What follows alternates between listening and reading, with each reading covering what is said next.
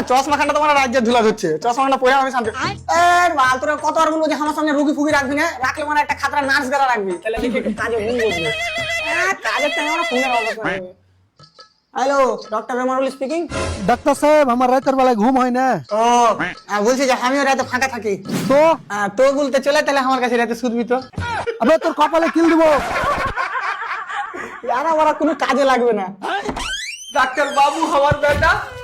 वाह क्या एक्टिंग कर रहा है। খুবই দুঃখের সাথে বলতে হয়েছে যে তোমার ছেলেকে আমরা বাঁচাতে পারিনি। ওরে আমার বেটা রে, আমি জানি আমার বেটা শেষ নিঃশ্বাস পর্যন্ত লড়াই করেছে। শেষ নিঃশ্বাসের কথা তো বলতে পারবো না, কিন্তু যখন ওকে ভর্তি করতে নিয়ে আসে তখন ওর সাথে আমার এবার মুখ ফাটাফাটি লেগে গেছিল। তোর মাথা ঠিক আছে তো? কেন? হ্যাঁ হ্যাঁ, আমি এতক্ষণে বুঝতাম না আর বেটা কি করে মরেছে। পাগল নাকি বে? আমি তোর বেটার মুখ দিয়ে রক্ত উঠছিল। তারপর তারপর বলা কি হবে, আমি যে রক্ত গলা বাদ হবে তার থেকে 2-3 প্যাকেট ভরে নিয়েছি আলাদা করে। ये क्या हो गया?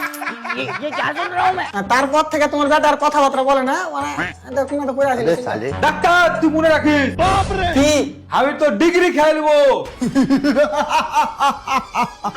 এটা তুই কোনোদিনই পারবি না। কেন তুই বহুত বড় গুন্ডা নাকি? হ্যাঁ, আমার ডিগ্রি তো মনে হয় করে খাইলেছে।